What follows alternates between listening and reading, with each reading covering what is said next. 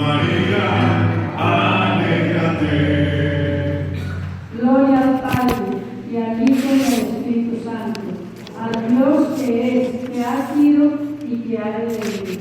Aleluya, aleluya, aleluya, aleluya, aleluya, aleluya.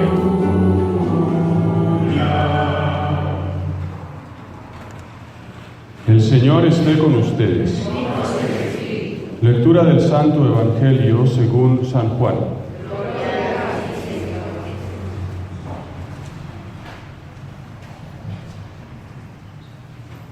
Estando en Jerusalén, dijo Jesús a Nicodemo: tanto amó Dios al mundo que entregó a su Hijo único, para que todo el que crea en Él tenga vida eterna y nadie perezca. Porque Dios no envió a su Hijo al mundo para condenar al mundo, sino para que se salve por medio de Él. El que cree en Él no se condena, pero el que no cree ya está condenado, por no confesar el nombre del Hijo único de Dios. Palabra del Señor.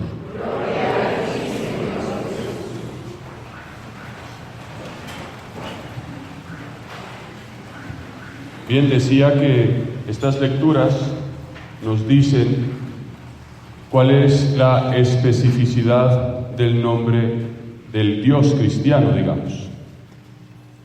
Y en primer lugar conviene considerar que al atender a estas lecturas, una del Antiguo Testamento y otras del Nuevo Testamento, vemos que Dios se ha dado a conocer, en primer lugar, de manera progresiva.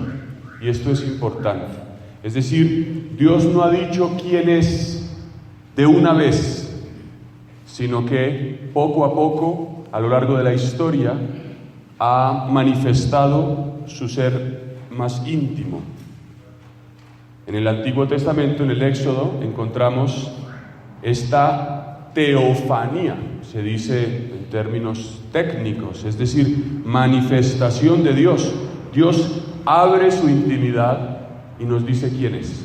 Así como nosotros, cuando nos damos a conocer a una persona, podemos decir quiénes somos. Me llamo fulano, me dedico a tal cosa, me gusta tal otra. Pues Dios también da a conocer su identidad y se la da a conocer a Moisés. Y en concreto dice que el Señor se autodefine como el Señor Dios compasivo y clemente, de infinita paciencia, rico en misericordia y fidelidad. Si nos fijamos, esta es una declaración de Dios como amor, ¿no? Un Dios que es misericordioso, que es fiel, que tiene paciencia, compasión. Es un Dios que es amor. Y esto es lo que luego dirá también en el Nuevo Testamento San Juan, por ejemplo. En una de sus cartas dice: Dios es amor. Pero si nos fijamos, aquí Dios no es aún manifestado como Padre, Hijo y Espíritu Santo. Fíjense qué interesante. El Antiguo Testamento nos muestra que Dios es uno. Y de hecho, una de las enseñanzas de Dios es al pueblo y de los mandamientos es: amarás al Señor, a tu único Señor, con todo tu corazón, con toda tu alma, con todas tus fuerzas. Los hebreos, el judío tiene claro que Dios es uno. Solo con Jesucristo, miles de años después de Moisés, se revela, se da a conocer como un Dios que tiene en su intimidad una pluralidad, o sea, que no está solo, que no es simplemente un Dios uno. Es decir, Dios se da a conocer y cada vez dice más cosas.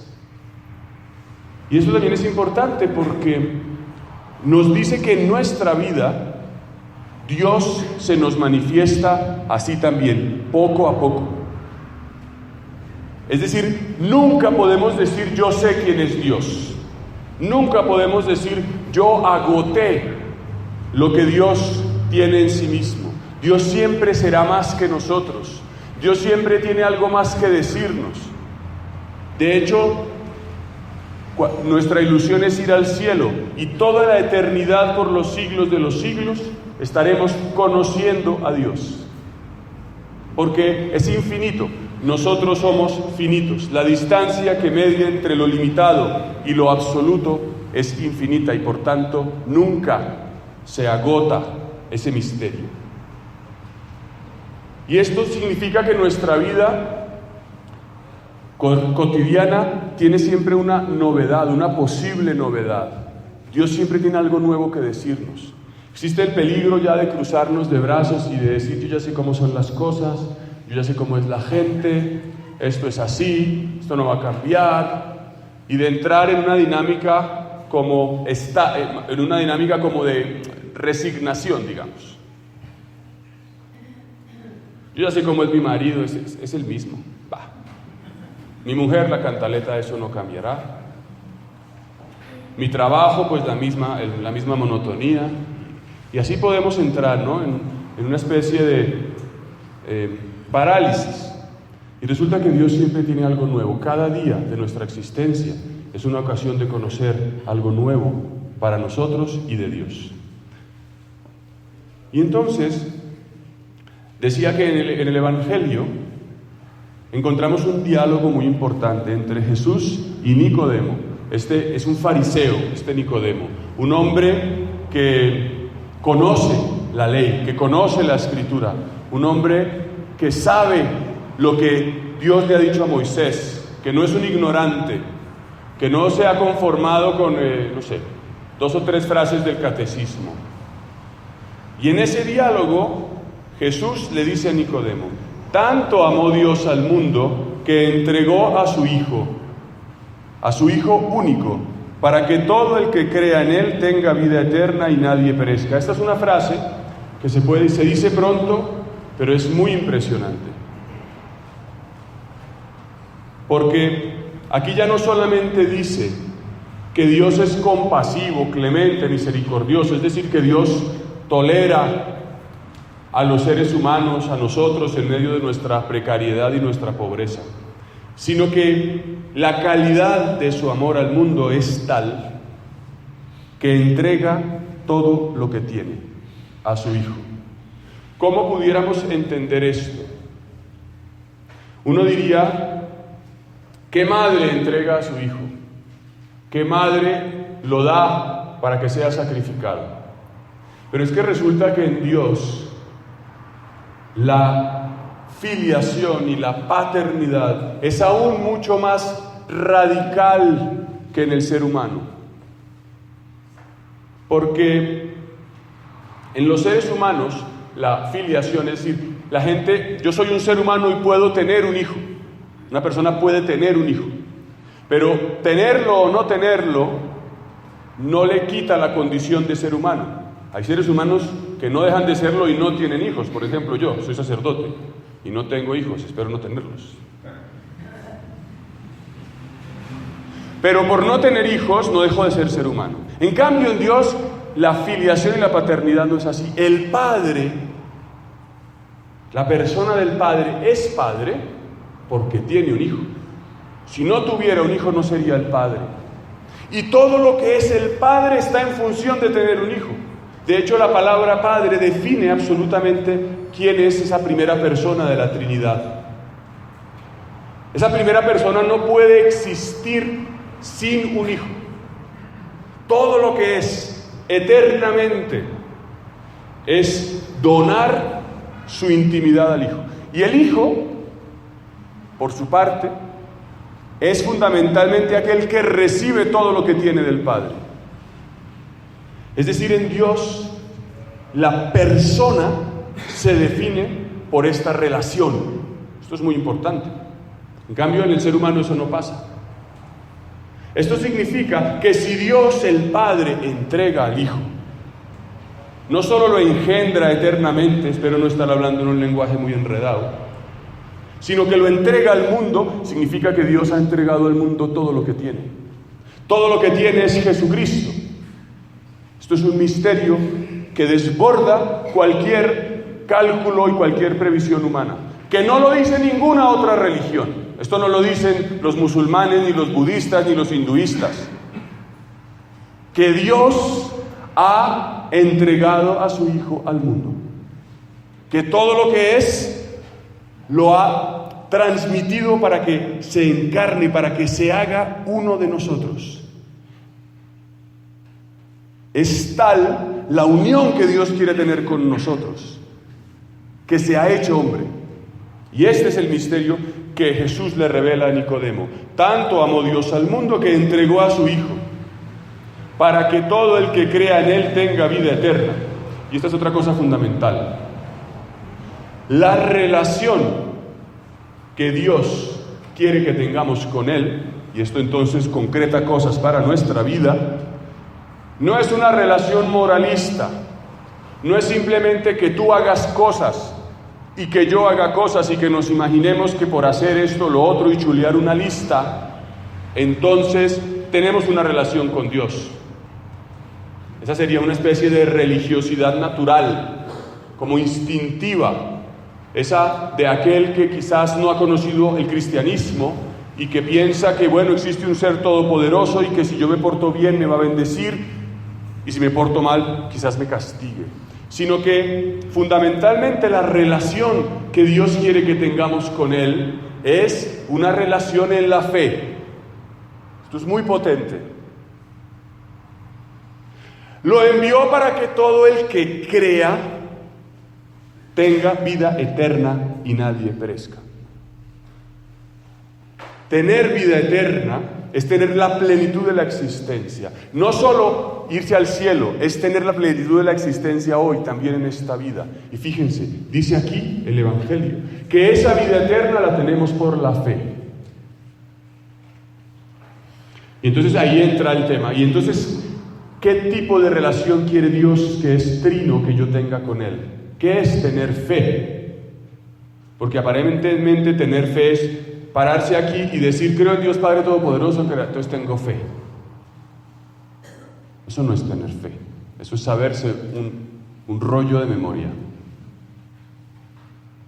Tener fe es fundamentalmente vivir en función de este Hijo único. La fe no es simplemente, también lo es, pero no solo, un asentimiento intelectual. Yo acepto, ¿no? Yo puedo tener fe de que detrás de esta puerta hay un patio. Listo. Intelectual. Digamos que no lo hubiera visto y puedo creer eso. Pero la fe es una realidad que mueve la existencia. Dice la Escritura que Abraham es nuestro padre en la fe, porque siendo un anciano fracasado, triste, que no tenía aquello que un nómada deseaba, no tenía un hijo, no tenía una descendencia, no tenía una tierra, cuando Dios lo llama y le dice sal de tu tierra, obedece. Es decir, no es simplemente un asunto racional, sino que lleva a su vida. Entonces la fe es una cosa muy seria, porque mueve nuestra vida. Y nosotros los católicos corremos el peligro de decir que tenemos fe, pero en el fondo vivir como si Dios no existiera. La fe se concreta en acciones precisas de la vida. Por ejemplo, en una familia, la fe significa estar abiertos a la vida. Ayer estuve con unas personas y me impresiona muchísimo, ¿no? El pánico que hay en este mundo por los hijos. Nadie quiere tener hijos. 1, a lo sumo 2. Porque pareciera que para tener hijos lo que hay que tener es mucha plata. Si usted no tiene con qué pagarle un doctorado en Oxford, desde ya es un irresponsable si se abre a la vida. Ayer me acordaba de una familia que yo conocí en Ciudad Bolívar, barrio más pobre de Bogotá.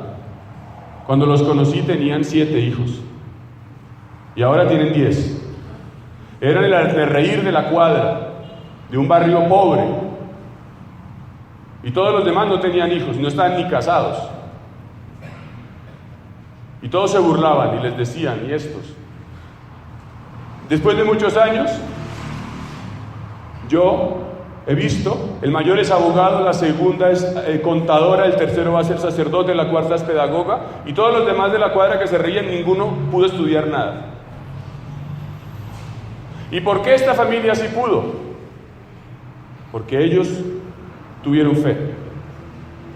Y yo no estoy diciendo que la fe es lo que te va a dar dinero para pagar la carrera. Lo que te estoy diciendo es que la fe de hacer la voluntad de Cristo da la fuerza para vivir, para no vivir con miedo, llenos de pánico. Porque ¿por qué la gente no tiene hijos, por ejemplo? Por miedo. Porque tengo pánico a no tener plata, a sufrir, a cansarme, a engordarme, a trasnocharme. Y entonces es verdad que muchas veces no vivimos con fe. Y yo como cura también muchas veces no tengo fe. Y no emprendo cosas, no hago nada. No llamo a la gente. ¿Por qué? Porque no, eso no va a salir. Y entonces, la fe, queridos hermanos, es mucho más que estar aquí en la Eucaristía.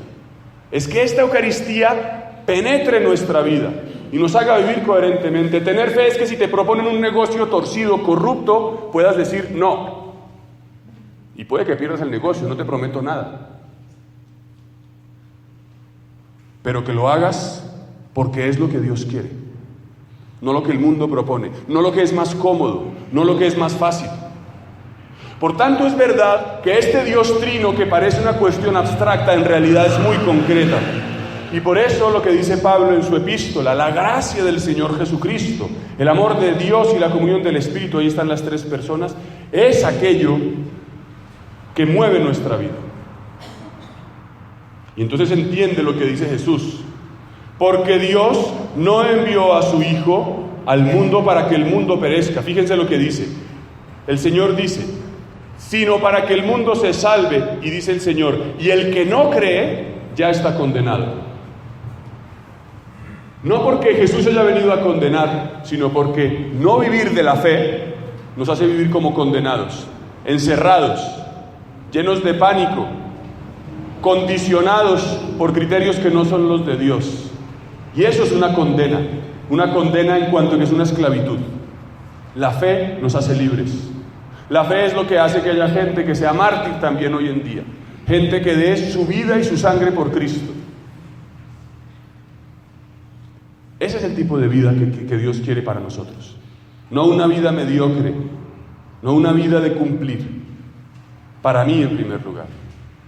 Yo les invito a que le pidamos hoy al Señor que nos dé esa gracia de creer esta palabra, de tener una relación con este que ha sido enviado para salvarnos, porque ese es el amor que nos hace poder ser felices y que se hace presente en el altar, en la Eucaristía, que nos da su fuerza para hacer la voluntad de Dios, no la nuestra, para vivir coherentemente nuestra confesión de fe cristiana.